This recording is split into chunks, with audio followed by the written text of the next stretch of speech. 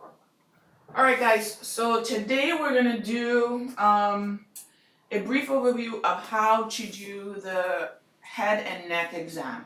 So we're gonna do the head and incorporate the cranial nerves so that you can get an idea. We're also gonna do the ophthalmoscopic exam with the ophthalmoscope, and we're gonna do the otoscopic exam with the otoscope.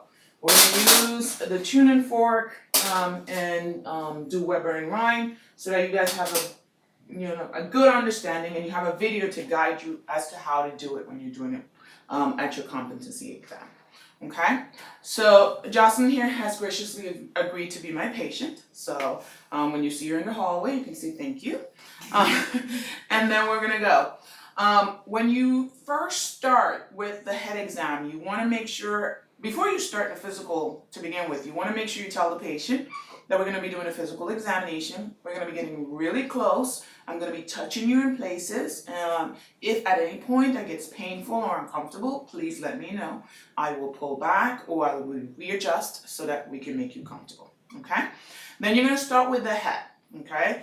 You take the head, you just pull her down a little bit and you look at her head, you look at her hair distribution, and you say hair is evenly distributed. You just gently tap her head and say there are no lumps, bumps, or lesion. Her head is normocephalic and atraumatic. There are no signs of trauma. Then you're done with the head. Okay?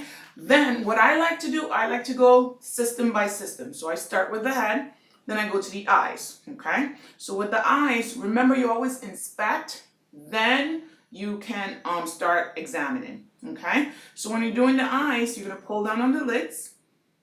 And then you're going to say the sclera is nice and white, the conjunctiva is nice and pink. Okay? And that's what you're done for that. Then you can start incorporating your cranial nerves. Now, if you're a person who likes to do cranial nerves 1 to 12 systematically, you can do it that way. You can say cranial nerve 1. I like to do it by system, so I'm going to do it when I get to the nose. Okay? So I'm going to start with cranial nerves. I'm going to do cranial nerves 3, 4, and 6 first, where I'm going to do your cardinal fields of gaze. I want you to take a look at my finger, follow my finger with your eyes, do not move your head, okay? And I'm going to be following through her left eye, all right? So cranial nerve 3, up and out. Cranial nerve 6, that's lateral. Cranial nerve 3, down and out. Cranial nerve 4, down and in. Cranial nerve 3, medial. And cranial nerve 3, up and out. Up and in, sorry. So up and in. All right. Now, remember everything except lateral and down and in is cranial nerve 3. Okay. Everything else, yeah, I said that right. So lateral is cranial nerve 6, down and in cranial nerve 4. Everything else is cranial nerve 3. Okay. And that's how you do it. Now you can do the star or you can do the letter H. The letter H is this way. So you're gonna go cranial nerve 6, cranial nerve 3, cranial nerve 3, cranial nerve 3, cranial nerve 4, cranial nerve 3. Whichever one works best for you, you can do that one. Now, you're going to do cranial nerve 2. Okay, so we just did 3, 4, and 6. We're going to go to cranial nerve 2, which is the optic. There are several ways of checking the optic nerves. I'm full of sputum, sorry. There's several ways of checking the optic nerve, and the Snellen chart is the first part of it. Now, when you get your patient's going to have an on there chart review. So you won't have to do the Snellen chart. You'll just say, I see from the Snellen chart that you have, and you have to acknowledge that you know that the Snellen chart is part of checking cranial nerve 2. Okay? Another part of checking cranial nerve 2 is checking your peripheral vision. So you're going to do that through confrontation. Okay? You want to ask the patient to look straight at my nose. Don't move your eyes. Don't move your head. Look straight at my nose. Remember, you're checking their peripheral vision against yours. So if you can't see your fingers, they can't see your fingers. Okay? So you're going to go. Do you see my fingers? How many? 2. Good. 1. Good. 1. Good. 2. Beautiful. Okay? And you only have to do that through one eye. Okay? When you're testing, you only have to do one eye, one ear. Okay? Now I've done confrontation. I've done cardinal fields of gaze. Now I'm going to move towards doing our pupillary light reflex. Okay? Pupillary light reflex is checking cranial nerves 2 and 3. Cranial nerve 2 senses the light. Cranial nerve 3 constricts the pupil. Okay? So I'm going to turn my ophthalmoscope on, get a light here, and I'm going to look. I'm going to shine the light into your eye. I'm going to look for a direct response in the eye that I'm shining the light in, a consensual response, meaning the other eye constricts also in the opposite eye. Okay? Now after I've done the pupillary light response, I'm going to go and do the ophthalmoscopic exam. You see, I didn't have to put this down and pick it back up. I have it in my hand, I carried it, and now I can use the other eye to do it. Okay? Now remember, you're going to do, what's this, right? Right eye to right eye. Okay? You don't want to do, what is it? The same. You don't want to do right eye or to left eye because you're going to actually be kissing the patient. So you want to do right eye to right eye. So you can actually just go straight and not be lip to lip with the patient. Okay? So you're going to put the ophthalmoscope against your eye. Remember, first you're going to set your diopter to 0. You have 20/20 vision. If you don't have 20/20 vision, you want to adjust your ophthalmoscope to whatever your vision is. Remember, if you're going to the green, you're myopic. If you're going to the red, you're presbyopic. So you're going to, I have my contact lens in, so I'm going to set it to 0. My ophthalmoscope is at 0, and now my diopter, is at 0. And now I'm going to look into her eye. At about 6 feet, I should be able to see, 6 inches, I should be able to see her red light reflex. And I see that, then I'm going to walk in. I'm going to go straight in. I'm going to use my thumb to steady her head. And I'm going to go in. What is going on? And I should see her fundus. It's a yellow, you have contact lens in there? Okay. I'm like, there's something really wrong here. With her contact lenses, you can actually see the light beaming off of her contact lens. Okay? So I'm like, why am I seeing such bright light in there? So I can tell. But usually when you go in, if they don't have contact lens in, you should be able to see the fundus of the eye. And you're gonna say, I see the fundus of the eye. It's an orangish, yellow orangish color. And you should be able to see some vessels. You should see arteries and veins, okay? You shouldn't be able to see anything else. Don't worry about seeing anything else. That's it, okay? That's all you need to really verify, okay? Now I'm done with my ophthalmoscopic exam. Now, if you notice how close I was to Jocelyn, I wasn't here, okay? And I didn't hold the ophthalmoscope here. I held the ophthalmoscope on my eye and I went straight in, okay? And I can see it, all right? She has some beautiful vessels, apart from the shining of the contact lens. All right. So whatever Jocelyn had for breakfast, I should be able to smell it. I should be that close to her. Okay. So that's how you do the ophthalmoscopic exam. Now the ophthalmoscopic exam is last. So and that's also a part of cranial nerve 2. Now I can actually say pupils are equal, round and reactive to light. And I didn't do accommodation when I did the cardinal fields of gaze, so I can actually do that now. I can tell you to look at my ophthalmoscope, look at it, look at it, look at it, look at it. And I can see when I bring it closer, her pupils constrict and her eyes converge in, okay? So I can say pupils are equal, round, and reactive to light and accommodation, okay? Now I'm done with my ophthalmoscope. A little trick. When you're done with something, you put it out of the way so you know you've used it, and then you can go from there, okay? Now I'm done with the eyes. My thing is I like to go with the face after. Now you can choose to go to the ear, whatever works for you, okay? So I'm gonna go to cranial nerve 5. Cranial nerve 5 is trigeminal. Trigeminal has a sensory and a motor component. So I'm gonna do the sensory component first. You're gonna have something like a paper clip, or you can actually use the Q-tip, whichever one works for you.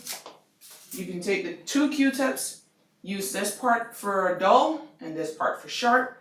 So I'm gonna touch you with something. This is gonna be sharp, this is gonna be dull. Close your eyes and tell me what you feel. Soft, dull, sharp, dull, sharp, dull. Okay. if you notice, I went to all 3 strands of her trigeminal nerve, which is the forehead, the maxilla, and the mandible. Okay? Those V1, V2, and V3. Okay? And you can say the sensory aspect of the trigeminal nerve is intact. Now the motor aspect, I'm going to ask you to keep your mouth closed for me and don't let me open it. Okay? I'm checking the strength of the temporomandibular joint.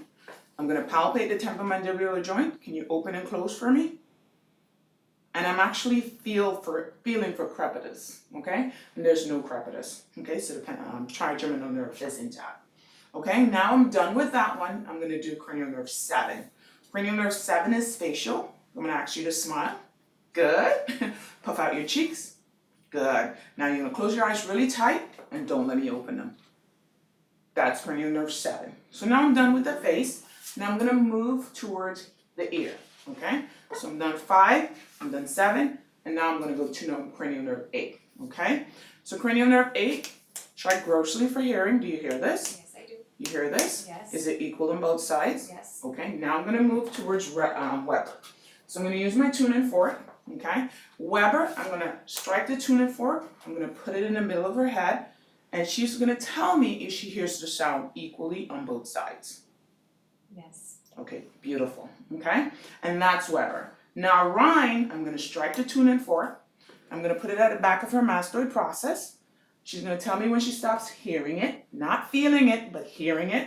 Then I'm gonna put it in front of her ear, and then she's gonna tell me when she stops hearing it, okay? You do not strike it twice, you only strike it once, okay? So, tell me when you stop hearing it. And we're going to shorten it for the sake of this video. Stop. So she stop, and then put it in front.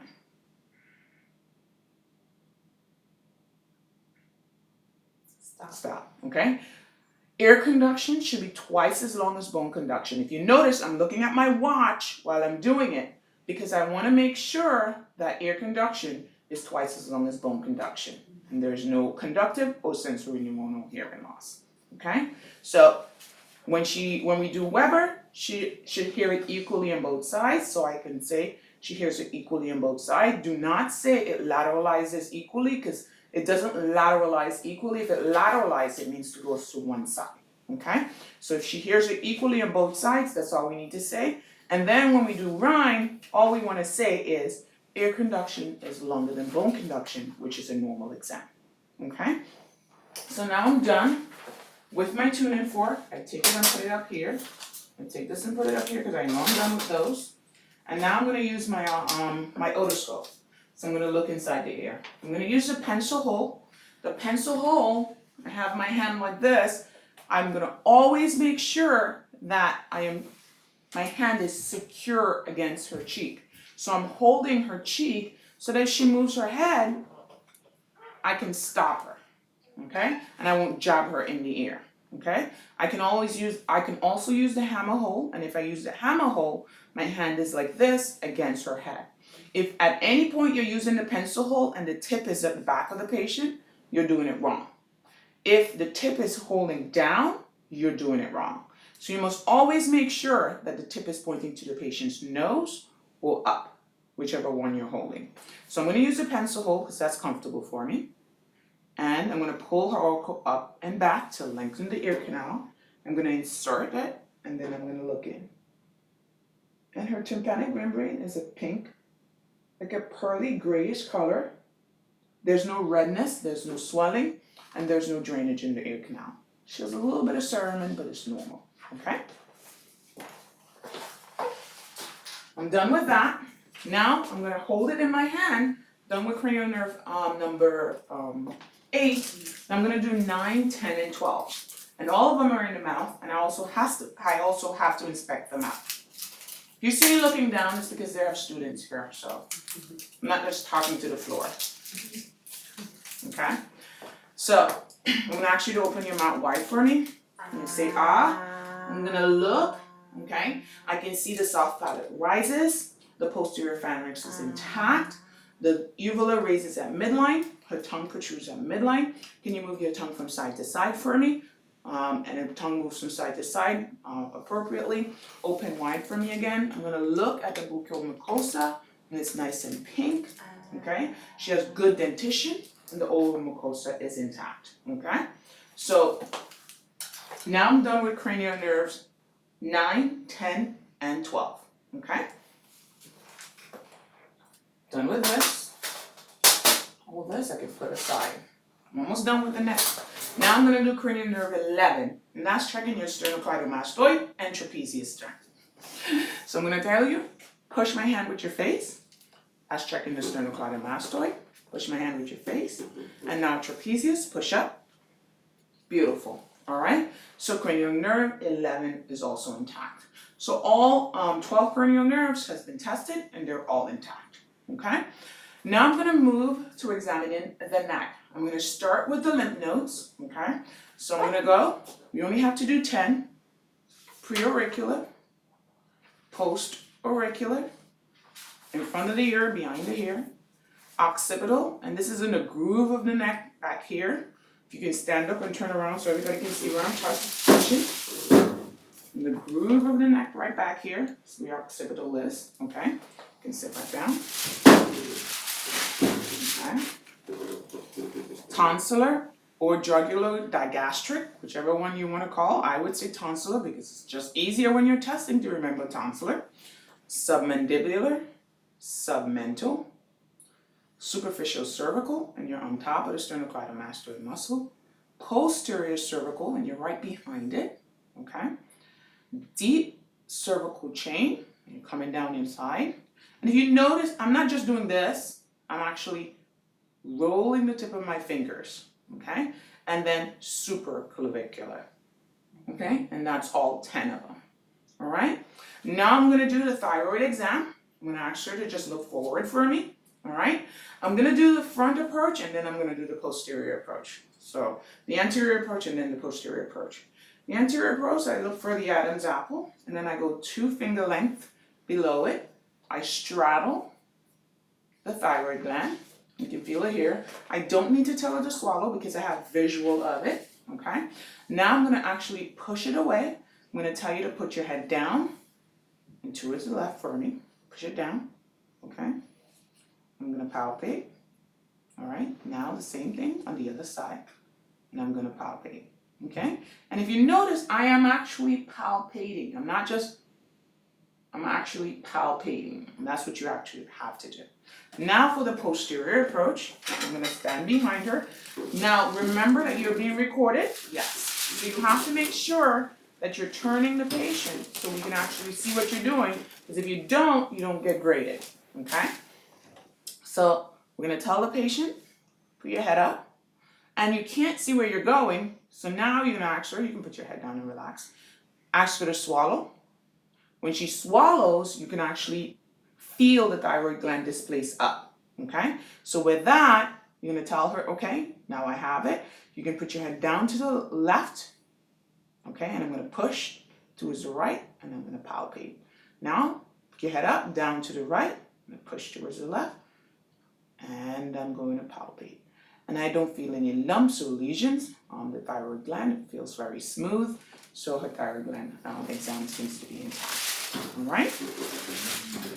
All right, I've done the head, I've done the neck, I've done the lymph nodes, I've done the thyroid exam. Now we already have a video with the chest. We're done with our head and neck exam for today. Thank you.